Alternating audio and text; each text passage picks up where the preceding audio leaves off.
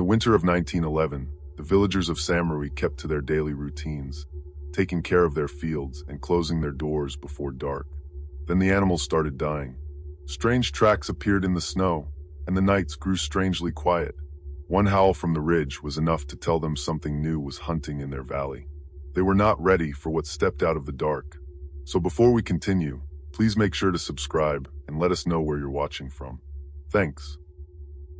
I arrived in Saint-Breuil in the autumn of 1911 when the first frosts stayed on the fields through the morning. The train left me in a larger town, and from there I rode in a small cart behind a tired horse. Woods, fields, and bare vineyards passed in a steady blur.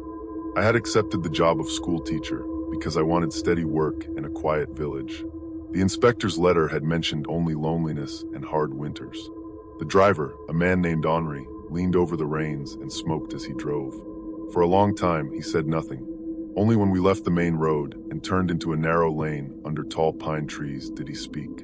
"You know why the last school teacher left, sir?" he asked. "I was told he married and moved to Limoges," I said. Henri made a short sound that was not quite a laugh. "That is the story they put in writing," he said. "People prefer it." The wheels bumped over ruts. The trees stood close on either side. No birds called. "What really happened?" I asked. "He found one of his students in the ditch by the forest," Henri said. "Her throat was torn out. They said it was a wolf. Men from 3 villages searched the hills and killed nothing. After that, he stayed a few weeks, then left before dawn and never came back." He spoke without raising his voice, but his hands shook a little on the reins. The inspector had not written a word about a dead child. "There are wolves everywhere in these areas," I said. "There are," Henri answered. "Old people in Saint-Breuil talk about more than wolves. If a cow dies in the night or a child falls ill, they give it the same name." He fell quiet again. We passed a worn stone cross at the edge of a field. Someone had left dried herbs at its base. "What name?" I asked. Henri watched the road. "They say the wolf walks upright," he said at last. "They say it wears a man's skin by day." I came from a town with gas lamps, a library, and a public reading room. At the teacher's college, we spoke of science and progress. I told myself that Henri was repeating village talk that always came back when something bad happened. Even so, in the gray light under the pines, his words settled heavily. When the forest thinned, the land opened into a shallow valley. Small fields lay on the slopes, divided by stone walls and hedges. At the center, on a low rise, stood Saint-Breuil, a group of stone houses, a crooked street, a little square, and a church whose bell tower leaned slightly. Thin smoke rose from a few chimneys. Henri stopped in front of the inn. A woman in an apron came out wiping her hands. Her hair was going gray, tied in a knot. Her forearms were strong. "Jean, this is Monsieur Delorme, the new school teacher," Henri said. "He has arrived in an unlucky year." "Enough of that," she said, though her eyes studied me. "Sir, your room is ready. We heard you would come before All Saints' Day." I climbed down with my suitcase. The village smelled of damp earth, smoke, and animals. A few children watched from doorways and slipped away when Jean turned her head. "Come in," she said. "You can eat while we send word to the mayor."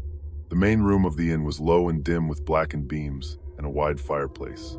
A pot hung over red coals. 2 men sat at a table near the fire with a jug between them. They stopped talking when I entered.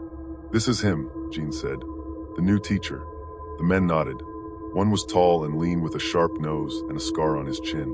The other was shorter and broad-shouldered with rough hands and pale eyes. Jean named them. "Marcel hunts in the hills," she said. "Etienne works the Gueland." Marcel stood to shake my hand. "Welcome," he said. "You will find the children here stubborn. When work is needed, they disappear into the fields." "I will try to make the classroom worth the trouble," I replied. Etienne gave me a slow look. "You chose a bad year," he said. "The harvest failed. Then the beast came back. People think God no longer listens to us." Jean set a bowl of stew and bread in front of me and cut him off. "Let him eat first," she said. "There is enough time to talk." "I am not so easy to frighten," I said, although my voice did not sound as firm as I wanted. Marcel's mouth tightened in a thin smile. Jean was still cleaning the fireplace when the mayor arrived. Monsieur Guo was a heavy man with a neat mustache and a red nose. He took my hand in both of his and spoke in a strong, practiced tone. "Saint-Breuil is honored, sir," he said. "The Republic remembers even small villages." "I am pleased to serve," I answered. Guo sat and poured himself wine. "You came by the Pine Road," he said. Then you know how close the forest lies. At night, it is worse than in daylight. Still, we are not children. There have been incidents, but we will not lose our good sense. Marcel's jaw tightened. Etienne stared at the table. Some sheep, a cow, one death, was said. The prefect sent policemen. They went back with empty hands. People here talk of curses and monsters. That is why we need a good school. You will give our children something better than old tales. I will try, I said. Classes begin Monday, he replied. Until then, rest. If you hear howling, stay inside. The hunters are out. There is no reason for alarm. He said the last words with careful emphasis. That night, I lay in a narrow bed under the roof. The mattress smelled of straw. Through the small window, I saw the dark line of the opposite hill and the pale curve of the road. The village lay quiet. I told myself that the worry in my chest came from the journey and the strangeness of new surroundings. I went over the names in my mind to steady myself. Henri on the cart, Jean at the inn, Marcel the hunter, Etienne the farmhand, Monsieur Gua. I tried to picture the classroom I had not yet seen. Each time I closed my eyes, I saw instead a ditch at the edge of a forest road and a child's desk with no one sitting at it. The first howl came after I had put out the lamp. It rose from the direction of the forest, long and harsh, then broke in a way that did not sound the same as the calls I had heard from wolves on past hunts. A second answered from farther down the valley. A third sounded closer, somewhere beyond the last houses. I lay still listening. Below, a door creaked. I heard quick footsteps, Jean's low voice, and the heavy scrape of a lock. Then only the wind against the tiles and the blood in my ears. I had heard wolves before. Their howls had a rough rhythm. These cries carried a strange rise and fall that made the skin on my arms prickle. I told myself it was only fear and tiredness. I pulled the blanket up and forced my muscles to loosen. The howls grew fainter, drifting toward the hills. At last, without any clear moment when I fell asleep, I slid into a hard, dreamless sleep with my hands still clenched in the blanket. I woke to the smell of bread and coffee, and the sound of someone chopping wood behind the inn. For a brief moment, I forgot the howls.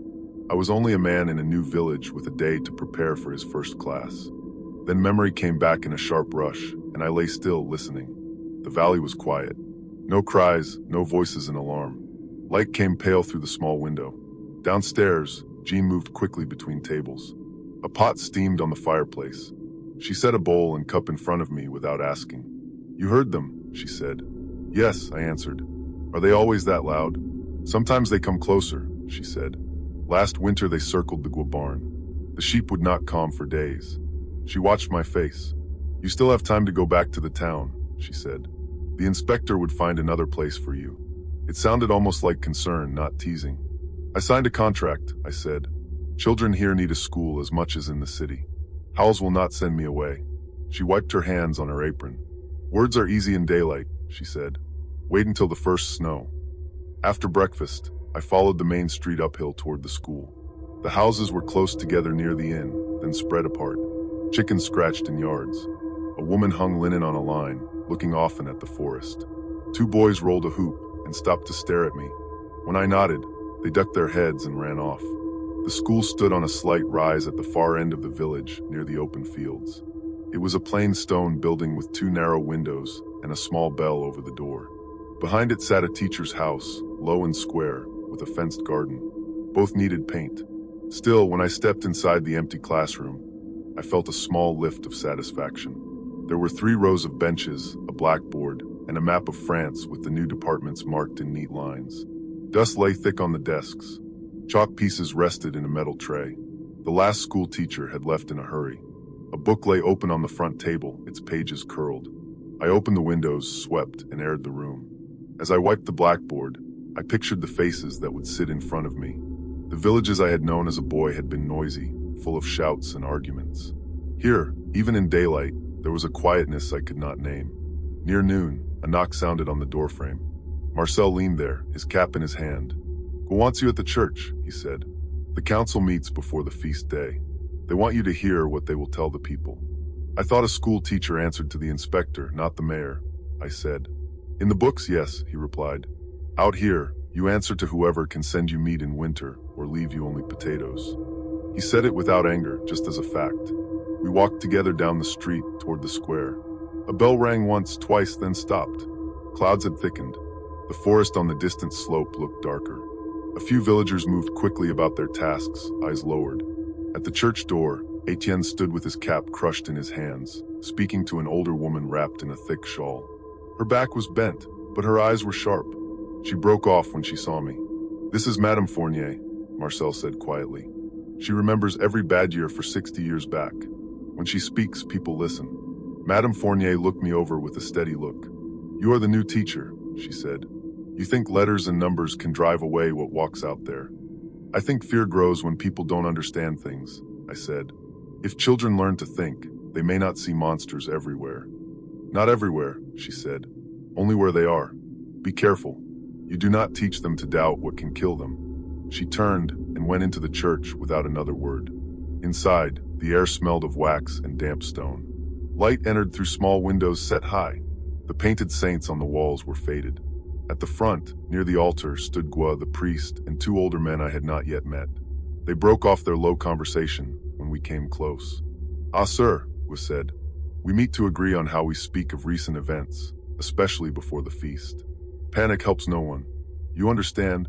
The priest, Father Lauren, was thin with hollow cheeks and serious eyes. His robe hung loosely on his body. "People come to me with their fears," he said. "They speak of curses, of deals with things in the dark. I tell them God does not abandon his flock, yet each new death makes it harder." "How many deaths?" I asked. There was a brief silence. "One man in summer," said one of the elders, a barrel maker named Simon, "found in the marsh with his chest open.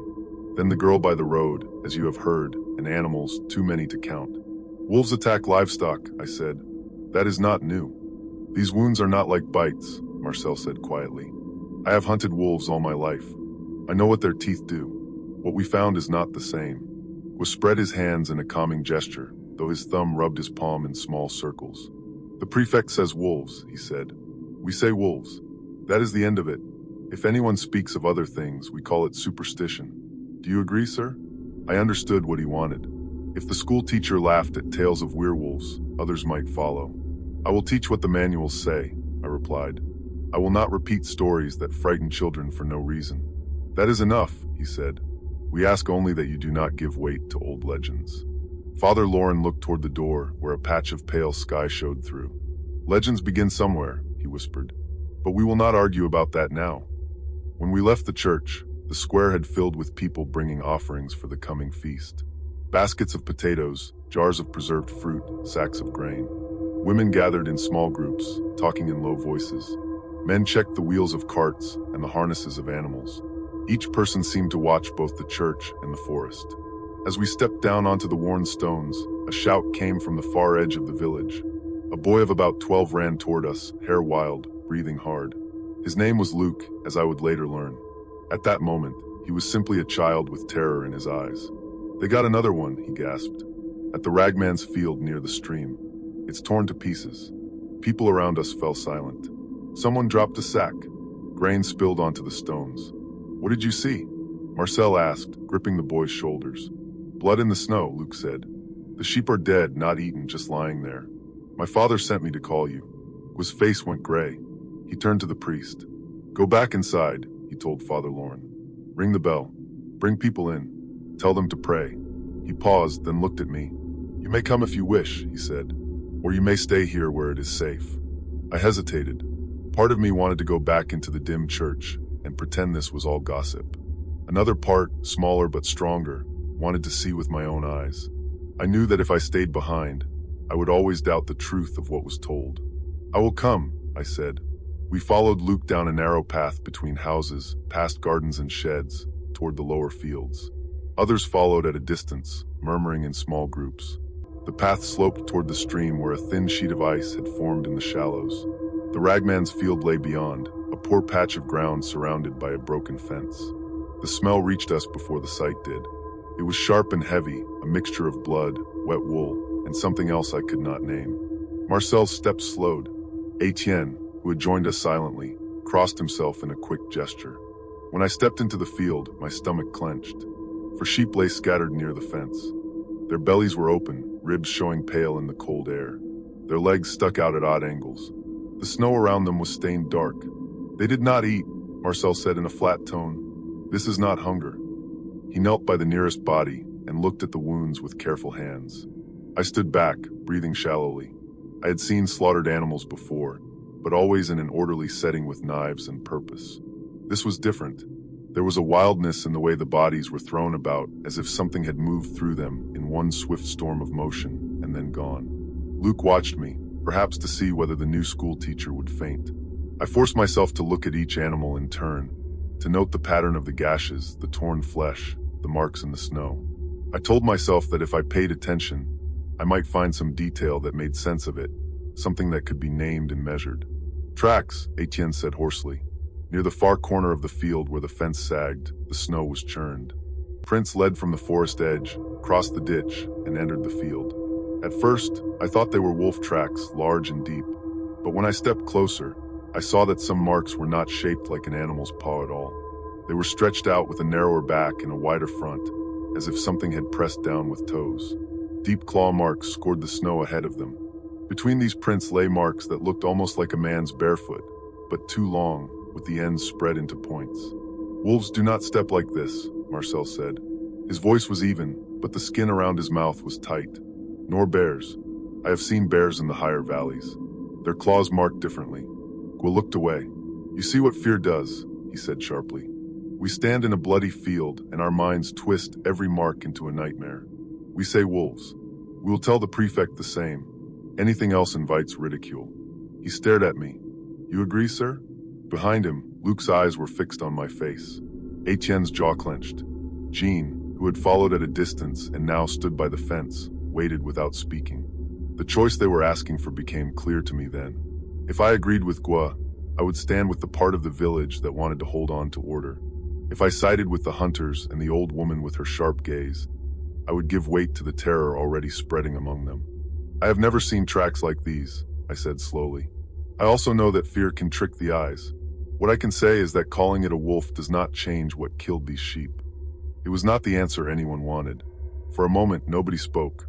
The only sound was the weak rush of the stream and the faint clatter of the church bell beginning to ring in the distance. Marcel rose from the body and wiped his hands on the snow. Whatever it is, it came from the forest, he said. It will come again. We need more than prayers and words. He looked at Gwa. We hunt tonight, he said, with or without the council's blessing. I followed them back toward the village with the cold pressing through my coat. The bell in the church tower rang steadily, calling people in. The sound drifted down the slope and over the fields. It should have felt comforting, but the steady ringing only tightened the worry in my stomach. Marcel walked ahead, eyes on the tree line as if expecting movement. Etienne stayed close to him, shoulders stiff. Luke stayed near me, still breathing hard, as though afraid that if he let distance grow between us, whatever had crossed the field would return. When we reached the first houses, people stepped out to question us. Faces lined with worry searched our expressions. Gwa pushed through them and raised his voice. It was wolves, he said. Nothing more. Those who wish to pray should go to the church. Hunters will keep watch tonight. Several nodded quickly, eager for any explanation that allowed them to return to their routines. Others exchanged looks filled with doubt. A few children clung to their mother's skirts, staring at the hunters' bloodied hands. Jean was waiting near the inn with her arms crossed. Wolves do not kill like that, she said quietly to me. They take what they can eat. They do not leave the rest as a warning. Her calm tone worried me more than a shout would have. I know, I said, but if I say that openly, it will cause more fear. Fear already fills this valley, she replied. Naming it will not change its presence. She turned to Marcel, who was checking the straps on his rifle. You will need help, she said. We will, he replied, but not from everyone. Some of the men panicked too easily. I did not say I would join you, she said, but I can cook for those who will watch. They cannot hunt on empty stomachs. Her matter-of-fact tone studied the men around her. Marcel nodded in thanks. By late afternoon, the sky darkened enough to make people hurry through their tasks. Smoke rose from chimneys and shutters closed early. I spent several hours arranging the classroom, writing Monday's lesson on the board, and placing the children's copybooks in careful stacks. When my work was done, I stayed at the window. Snow fell softly in uneven flurries, melting as it touched the ground. I thought of the tracks in the field. I had tried to put them out of my mind, but every time I closed my eyes, the shape of them returned. I searched for some logical explanation. A large dog, a wounded animal with a strange walk, a trick of melting snow. Each possibility fell apart when I remembered their size and spacing. At dusk, Jean called me down for supper. The inn's common room was lit by 2 oil lamps and the glow of the fireplace. A pot of stew simmered slowly. 3 hunters I had not met before sat quietly with bowls in front of them, their boots muddy from the hills. All had rifles beside their chairs. Marcel entered last, bringing a gust of cold air with him. "We set traps near the lower ridge," he said. "If anything crosses tonight, we will hear it. Are these men all you have?" I asked. "For others watch the upper road," he said. "The rest are either too old or refuse to go out after dark."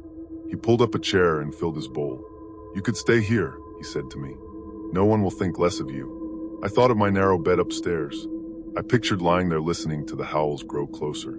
The thought made me feel sick. "I will come," I said. Marcel studied me for a moment. "You do not need a rifle," he said. "Stay behind us. If we tell you to run, you run." I agreed. After supper, the hunters prepared to leave. Each checked his weapon, pack, and lantern. Jean handed them small cloth bundles with bread and dried meat. "For strength," she said. "Do not waste it." The men thanked her. Even in their grim mood, they understood that she cared for every life in the village. Outside, the night had fully settled. A thin frost crackled under our boots. The moon had not yet risen, leaving the valley in darkness, broken only by our lanterns. We walked past the last houses and down toward the lower fields. The silence was almost complete, broken only by our breathing and the soft clink of metal against cloth.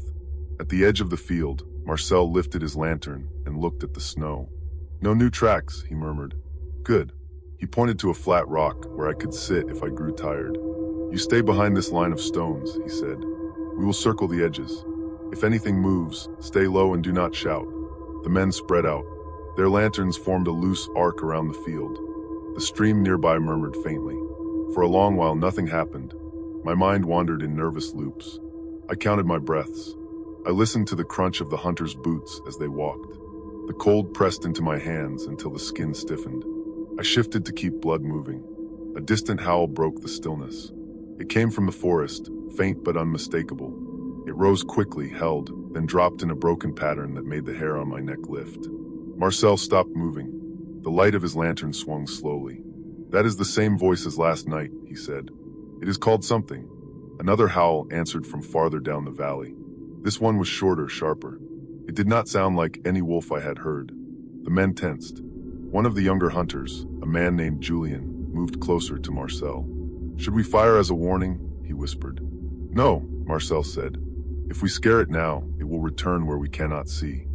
The howls died away. The stillness that followed felt heavier than the sound. Time passed without movement. I began to think the night would end with only fear and no discovery.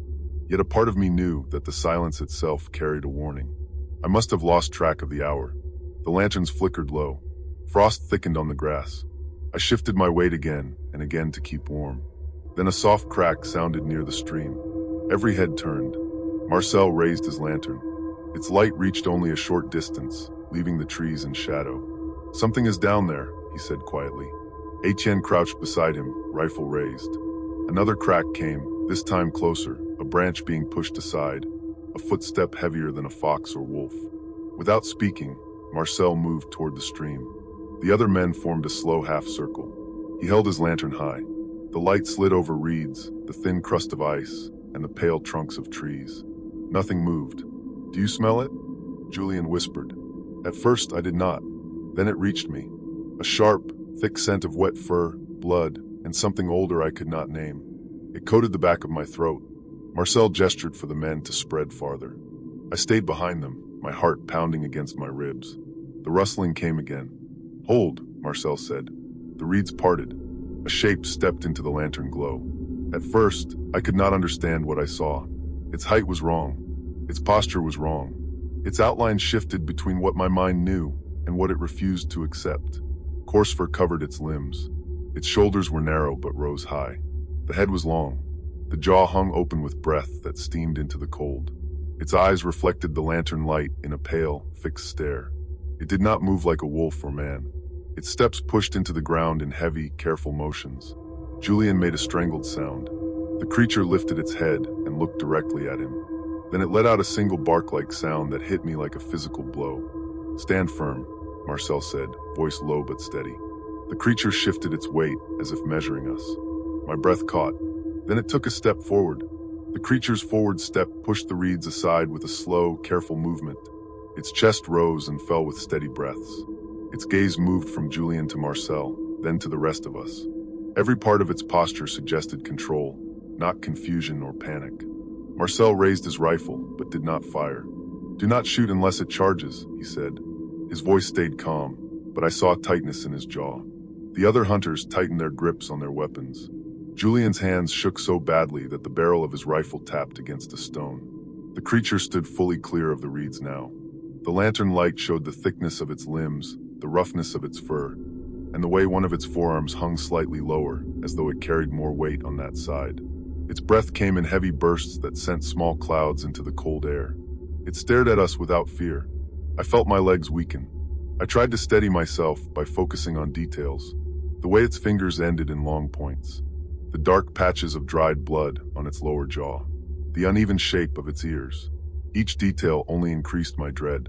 Etienne took a slow step back, careful not to make noise. His gaze stayed trained on the creature. "We cannot outrun it," he whispered. "I know," Marcel said. The creature tilted its head. The movement was slow and careful, as though it were studying us with the same attention we gave it. For a moment, the entire field held its breath. Even the stream behind it seemed to fade from my hearing. Then a shout broke the stillness. Luke, who had been told to stay behind with the others near the village edge, had followed anyway. I saw him out of the corner of my eye, running toward us without caution. Before I could shout for him to stop, he slipped on the frost and fell forward with a sharp cry. The creature's head snapped toward him. "Get him!" Marcel shouted. Julien dropped his lantern and ran toward the boy. The sudden movement broke the fragile stillness. The creature growled. The sound shook through the ground. Julien grabbed Luke by the arm and pulled him up, but the creature began to move toward them with measured steps that grew faster with each stride. "Back!" Marcel yelled. "Back to the stones." He fired a shot into the air, not at the creature but high above it. The blast echoed down the valley. The creature stopped. Its chest heaved with focused breaths. It looked from Marcel to the boy, and then let out a short, harsh sound that did not sound like any animal call I knew. Julien reached us with Luke in tow. The boy clung to him, trembling violently. The creature took another half step, then stopped again. Its body tensed in a way that made every muscle visible under its coarse fur. Marcel kept his rifle pointed at it. "We break for the village," he said without turning his head. "Do not run unless I tell you to." No one argued. We began to move. Slow steps, no sudden actions. The creature followed. Its strides matched our pace, always staying just beyond lantern range. Each time we slowed, it slowed. Each time we paused, it paused. The sound of its steps pressed into my bones. Heavy, purposeful, measured. It was hurting us. When the first roofs came into view, a bell rang again from the church tower. The sound stretched through the air in long, uneven strokes. Lights flickered behind shutters. Shadows moved inside. The creature stopped at the last field before the village. It watched us walk the final stretch. Then, with a sudden turn, it slipped back toward the forest. Its retreat was silent enough that I strained to hear even a branch crack. Nothing came. Only when it disappeared into the dark did my breath escape in a rush. Luke sobbed quietly in Julien's arms. Marcel lowered his rifle. "We cannot stay out here again," he said. "It is not afraid of us." Etienne wiped his mouth with the back of his hand. "It followed our steps like it already knew them," he said. "Jean met us at the inn. She saw Luke's face and pulled him into her arms without a word. Her expression was tight with worry, but not surprise. "You saw it," she said. Marcel nodded. "We saw enough," he answered. Inside, the hunters gathered around the fireplace. No one wanted food. No one wanted to drink. Their silence carried more weight than any outburst would have. Julien stared at the floor. "It looked at me," he said quietly. "It knew I was the one who moved first." "You are alive," Jean said. "That is what matters." I sat with my back against the wall, hands still trembling. My mind replayed the creature's measured steps, its steady gaze, the way it had mirrored our movements without effort. "It let us go," I said. Marcel shook his head. "It did not let us go," he said. "It taught us. There is a difference." We did not sleep that night. Each time the wind brushed against the eaves, someone lifted his head. Luke sat wrapped in blankets near the fireplace, refusing to close his eyes. Jean stayed awake, moving quietly among us, adjusting the fire, setting water to heat, checking the shutters. Just before dawn, the church bell rang again. 3 short strikes. Gua had arranged a signal with the hunters. 3 strikes meant something was wrong. Marcel rose immediately. "We go," he said. He looked at me. "You do not have to come this time." I stepped forward anyway. "I will come," I said. The square was full of people by the time we reached it. Some carried lanterns, others stood in their nightclothes. Father Lauren stood at the church steps holding a candle. Gua met us with a pale face. "It took a man," he said. "Old Bertrand behind his barn." A murmur spread through the crowd. "Show us," Marcel said. Gua led the way down a narrow lane to the edge of the village. Frost glimmered on the rooftops. The barn stood open. The ground near it was disturbed. Several villagers knelt there whispering prayers. When we reached them, they parted. Old Bertrand lay on his back. His eyes were open. His chest was torn in a single brutal strike. Blood had frozen in dark patterns across his coat. His hand still gripped a lantern. The glass was cracked as though something had struck it hard. Tracks surrounded him, the same prints from the field. Only this time they led deeper into the village before turning back toward the forest. Marcel crouched over the body. "It is hunting closer," he said. "It is watching how we move." Gua trembled. "What do we tell the people?" he whispered. Marcel stood, his face set. "The truth," he said, "because anything else will kill us faster." He looked toward the forest. "We hunt again tonight, but next time it will not watch. It will come for us." The villagers stared at him, waiting. "Whatever this is," he said, "it will not stop. Not until we end it." The crowd around Bertrand's body grew thicker as more villagers pushed forward, drawn by the sound of whispered prayers and the grim stillness of the hunters. No one dared to speak above a murmur. Even the children sensed the weight of what lay in the frost. I tried to read the expressions on the faces around me. Fear, anger, disbelief, but most of all, acceptance. They already understood that the boundaries they relied on, the fields, the fences, the night watch, no longer protected them. Marcel pulled a blanket from a nearby cart and covered Bertrand from the neck down. He rested one hand on the old man's shoulder for a brief moment, bowed his head, then stood. "We cannot leave him here," he said. "Take him to the church. The priest will prepare him." Villagers stepped forward without being asked. 2 men lifted the body with slow care and carried him toward the square. People parted as they passed. Some crossed themselves. Others whispered the man's name. Behind them, a woman I did not know sobbed softly, clutching her shawl to her face. "Who found him?" I asked Gua. "His son-in-law," he said. He heard a sound in the barn. By the time he reached the door, it was too late. "Did he see anything?" "Only movement," he said. "A shape." He said it slipped away before he could even cry out. I looked at the doorway of the barn. Scratches marked the wood. Not the kind left by tools or animals. Long, deep, made with force. My skin tightened. "Tracks go past the well," Etienne said, pointing toward the narrow lane. Marcel knelt near the edge of the frost-dusted road. He traced one of the prints with his glove, studying the depth and angle. "It was not running when it left," he said. "Its steps are too steady. It walked through the village as though it knew no one could stop it." Jean came then, wrapped in her thick winter coat. Her eyes went to the covered body, then to the hunters' faces. "It will not stop there," she said. "It has taken animals. It has taken a child. Now it has taken a man near his own door. You cannot expect it to give us another night to prepare." "We are not expecting anything from it," Marcel said. "But we will be ready." "How?" she asked. "We hunt before sundown," he said. "All of us, not just a few." Gasps and murmurs rose from the crowd. "You cannot ask the whole village to go into the forest," was said. "They are farmers and craftsmen, not soldiers." "Then we stay here and watch it take us one by one," Marcel replied. "You saw the prints. It walked the length of the lane. It could have tried doors. It could have taken whomever it wanted." His words struck the crowd like cold water. A tall man near the back stepped forward. His cheeks were hollow, and he wore an old hunting coat mended in several places. "I will go," he said. "If we stay in bed while others fight, we are no better than prey." Another man followed, then a third. Soon others nodded in agreement. Fear lived in their faces, but something else had begun to take shape beneath it. Determination, faint but growing. Gua looked overwhelmed. He had never intended to lead men into a forest with rifles and lanterns. He looked at the priest for support. Father Lauren stepped forward, his hands clasped. "If you do this," he he said. You must remain clear in your purpose. Do not go seeking revenge. Do not let fear guide your actions. Search for the truth of this thing. Do what is necessary, but do not lose yourselves in the process.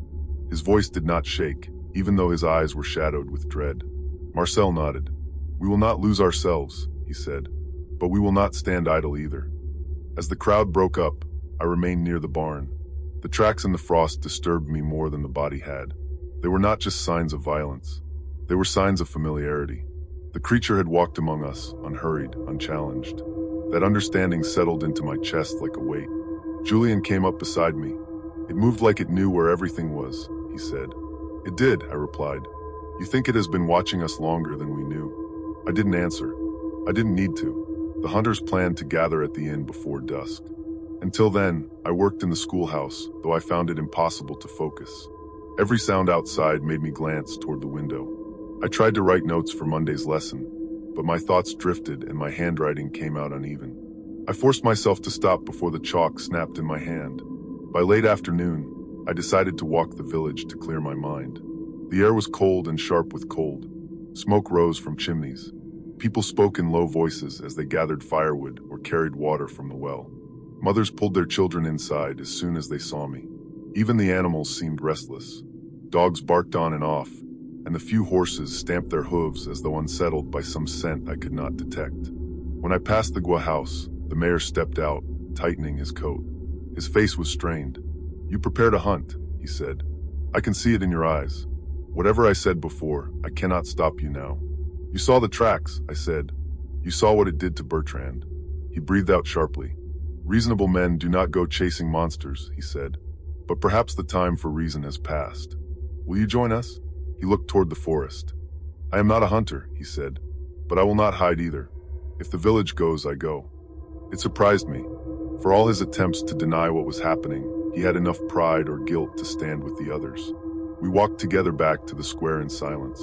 By sundown, 20 men had gathered at the inn. They carried rifles, axes, pitchforks, and lanterns. Their breath clouded in the cold air. Jean stepped out with baskets of bread and cheese. Eat now, she said. You will need strength. No one argued. Marcel spoke to the group. We follow the tracks into the forest, he said. We stay together. No one breaks from the group. No one fires unless the shot is clear. If it circles us, we tighten formation. If it runs, we do not chase blindly. You think it will wait for us? Someone asked. No, Marcel said, but it will watch. It will always watch. I stood among the men, my heart pounding. I did not belong there. I knew that, but I could not step back. If I left now, shame would follow me long after this night. When we moved out, lanterns formed a wavering line along the path. Snow crunched under our boots. The forest grew darker with each step, swallowing our light little by little. By the time we reached the first ridge, the moon had risen, casting pale light across the treetops. The cold deepened. The air smelled of pine, damp earth, and something metallic. Etienne raised a hand. Tracks, he said. Marcel crouched and studied them. Fresh, deep, heading into the darkest part of the woods. Julien swallowed hard. It wants us to follow, he whispered. Marcel stood. We follow anyway. We pressed deeper. Branches closed over our heads. Lanterns flickered against trunks and roots. The silence grew heavier. Every step felt like a step away from safety and closer to something that understood us far too well. Hours passed. The tracks continued. They were never hurried, never frantic. Then Etienne stopped again. Mark, he murmured, using Marcel's childhood nickname. It has changed direction. Marcel studied the ground. It is circling. A realization passed through the group like a chill. We are not hunting it, Julien said.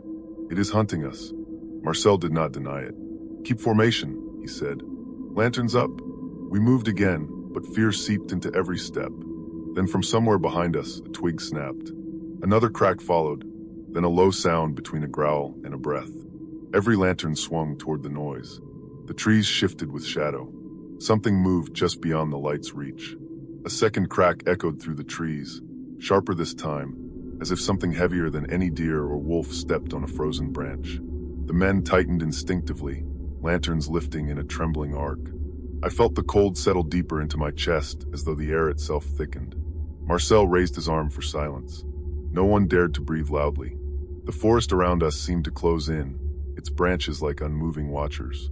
I turned slowly, the lantern held just high enough to light the ground at my feet. The space beyond its reach looked endless. Another sound came, not a snap this time, more like a slow, steady pressure on snow and leaves, as if something large placed its weight with precision. "It is behind us," Etienne whispered. "It is everywhere," Julien muttered, voice breaking. Marcel shook his head. "No. One set of tracks, one creature." But even he sounded unsure. The lantern light flickered over the trees again, and I thought I saw movement. A brief shift, a darker shape behind a trunk. As I stared, trying to understand whether it was shadow or figure, a low, rough exhale drifted through the air. The creature's breathing. "Close." Marcel took 2 steps forward, raising his rifle. "We hold," he said. "Do not break." As soon as he spoke, a thud came from our left. The men turned, rifles lifting. Another thud echoed behind us. The forest burst with cracking branches. For a frantic moment, I believed we were surrounded by more than one creature, but each sound came in broken, careful bursts, as if a single thing was testing our direction and reactions. The creature was moving fast. It was circling. Something scraped the bark of a tree near me. I swung my lantern. Deep claw marks scarred the trunk. Fresh. The sap still gleamed in the faint light. A shout burst from the back of the group. "It's there!" Everyone spun. A large shape darted between 2 trees, too fast to see clearly, too quiet for its size. The lanterns caught only glimpses. Fur. Breath. A curved back disappearing behind a thicket. Julien stumbled backward. "It knows we're scared," he said. "Stay together," Marcel snapped. "Lanterns forward." We shifted into a tighter cluster. Lanterns raised, rifles outward, but the forest became its ally. Every trunk, shadow, and hollow gave it a place to hide. Every step we took seemed to reveal nothing but more emptiness. A distant howl rose, but not the full echoing call from nights before. This was shorter, deeper, a signal, a declaration. It was close. The howl died. Then came silence, more complete than before. "Do not move," Marcel whispered. We froze. Breath clouded the air. Somewhere behind me, I heard someone quietly sobbing into his scarf. He muttered a prayer under his breath, his voice trembling. Then the forest floor shifted. The creature stepped into the ring of lantern light, its entire shape finally revealed. It stood upright on stretched legs, its shoulders hunched upward, its arms hung low, ending in fingers tipped with curved claws. The fur was matted with dried blood and dirt. Its chest rose and fell in slow breaths. Its face, wolfish but not fully wolf, watched us with an unreadable strength. The eyes reflected lantern glow in a pale, steady stare. Every man froze. Marcel lifted his rifle slightly. "Hold," he said. But the creature did not move forward. It stood staring at us as though calculating. Its breaths came louder, filling the space between trees with uneven rhythm. No one dared to breathe loudly. No one dared to whisper. Then the creature stepped forward. Julien panicked first. He fired. The shot tore through the quiet, echoing off every trunk. The creature jerked back, not from the hit of the bullet Julien had missed, but from the sudden, uncontrolled action. The men exploded in noise. Lanterns swung, rifles lifted. The creature reacted instantly with a growl that tore through the cold. It lunged into the lantern light. Everything broke at once. The men scattered. Some moved back. Others tried to form a line. Julien fell in the snow. Etienne grabbed him and pulled him up. He dropped his lantern. It shattered, spreading oil across the ground as the flames struggled. The creature's hands swept out. One of the hunters, a Lan, was hit across the chest. He flew backward with a cry, landing in a heap. His lantern rolled and went dark. "Form up!" Marcel yelled, but his voice was drowned by shouts. The creature moved with brutal speed. It leapt toward Marcel. He fired at close range. The shot struck fur, but the creature only staggered before charging again. Marcel dove aside. Its claws slashed into a tree trunk where he had stood an instant before. Another hunter tried to circle it. The creature swiveled and caught him by the arm. I heard a crack. The man screamed. The creature threw him to the ground. The rest of us stumbled backward in a loose ring. Lanterns flickered wildly. Shadows moved too quickly to understand. I held my lantern up, but my hand shook uncontrollably. Each breath felt thin. The creature stood over the injured man, snarling. Then it turned its head. It looked directly at me. A freezing shock went through my body. I could not move. Its gaze held mine as though weighing me, understanding me, deciding something. Then it stepped forward. I stumbled back. I tripped on a root and fell onto the snow. My lantern tilted and nearly slipped from my hand. The creature moved forward, closing the distance in long strides. "Hey!" Marcel's shout cut through the panic. He stood behind the creature, rifle raised, breath ragged. The creature turned. Marcel fired again. The bullet struck its shoulder. This time the creature roared. A low, deep, furious sound that made my teeth feel as though they were shaking. It lunged at Marcel. Both disappeared into the dark. "Marcel!" Etienne yelled, running toward the sound. The rest of us followed in staggered fear, lanterns whipping light across the trees. Branches scraped our coats. Snow crunched in frantic rhythms. We heard another roar, then the thud of bodies hitting the ground. When we reached them, both were down. The creature struggled to rise, hurt badly by the shot. Marcel lay on the ground, trying to push himself up with his elbow. Blood ran down his temple. His rifle lay several feet away. The creature planted a hand on the ground to stand. Etienne did not hesitate. He raised his axe and swung. The blade struck the creature's neck. A heavy, brutal sound followed. The creature collapsed. Its body hit the ground with enough force to shake loose snow from the branches above. The forest went still. No growls, no movement, only the ragged breathing of terrified men.